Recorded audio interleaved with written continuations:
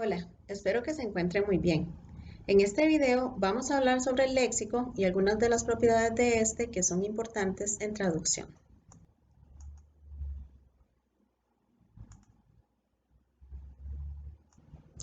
En primer lugar, la recomendación sería ampliar más nuestros conocimientos en relación con la temática que tenemos que traducir. Por ejemplo, si tenemos que traducir un texto jurídico, conviene leer acuerdos, convenios, reglamentos, tratados, etc. ¿Qué tenemos que buscar? Colocaciones. ¿Cómo se relacionan las palabras entre sí? ¿Cuáles son las palabras más empleadas en esos contextos? ¿Y cuáles significados específicos tienen? En segundo lugar, algunos verbos como desarrollar, producir, hacer, haber, existir y tener tienden a sobreutilizarse en español, es decir, muy probablemente pueden ser reemplazados por otros verbos más específicos que conlleven un significado más conciso en la traducción.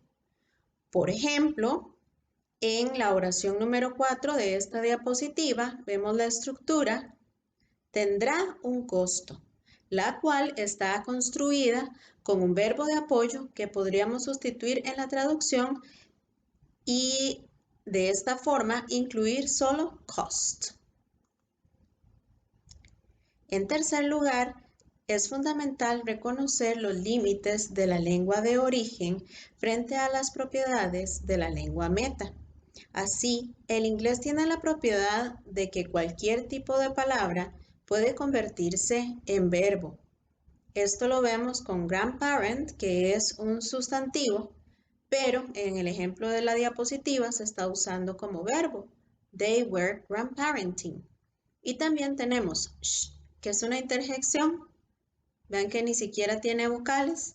Y ahí, en la oración, don't sh me está usándose como verbo.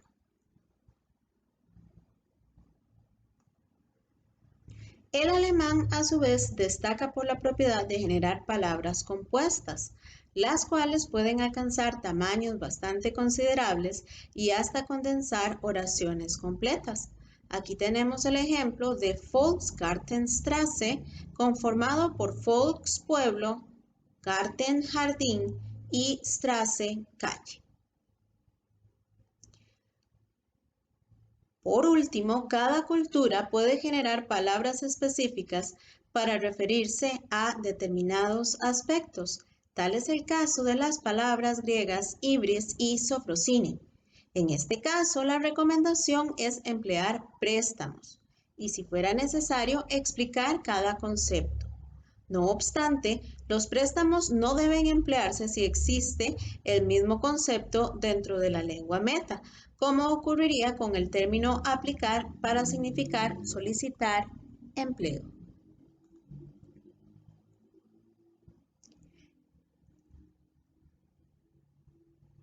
También es importante mencionar la existencia de los falsos amigos, que pueden llamarse falsos cognados si comparten el mismo origen etimológico. Se trata de palabras que se ven similares en ambas lenguas. No obstante, su significado es diferente. Por ejemplo, argument se parece a argumento, pero en realidad significa discusión. Lecture se parece a lectura, pero significa conferencia. Actual es muy similar a actual, aunque significa real. Realize se parece a realizar, pero significa darse cuenta de. Recollection se asemeja a recolección, si bien su significado es recuerdo. Tramp se parece a trampa, pero significa vagabundo. Bizarre se parece a bizarro, aunque la palabra inglesa significa raro y la castellana valiente. Y sensible se parece a sensible, aunque significa sensato. Por supuesto, hay falsos amigos entre español y otras lenguas. Aquí tenemos varios ejemplos. La primera palabra que aparece podría guiarnos a determinado significado en castellano y la segunda que tenemos es lo que en realidad significa. Entonces, en portugués, brincar, bromear. Espantoso, maravilloso, exquisito, raro. chatear, molestar, en italiano, burro, mantequilla, suceso, éxito, afamato, hambriento, brillo, bebido, y en alemán, mantel, abrigo, firma, empresa, carte, mapa y rat, consejo.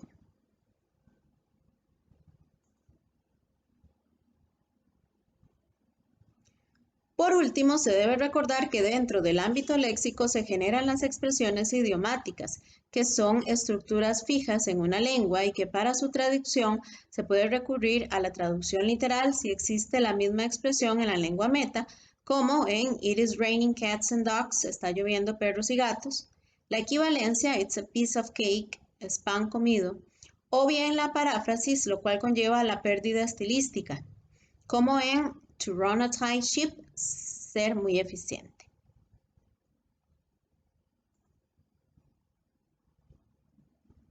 En cuanto al estilo, es importante identificar giros como los eufemismos y disfemismos e intentar traducirlos respetando las elecciones empleadas en cada lengua.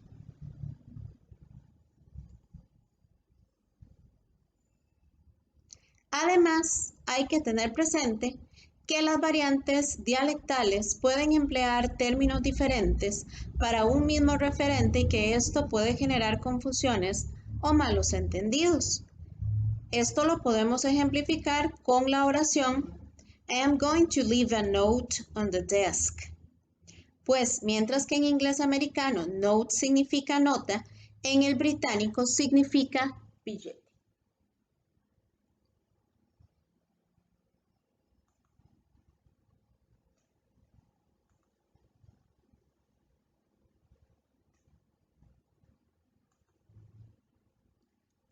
Muchas gracias por su atención y hasta luego.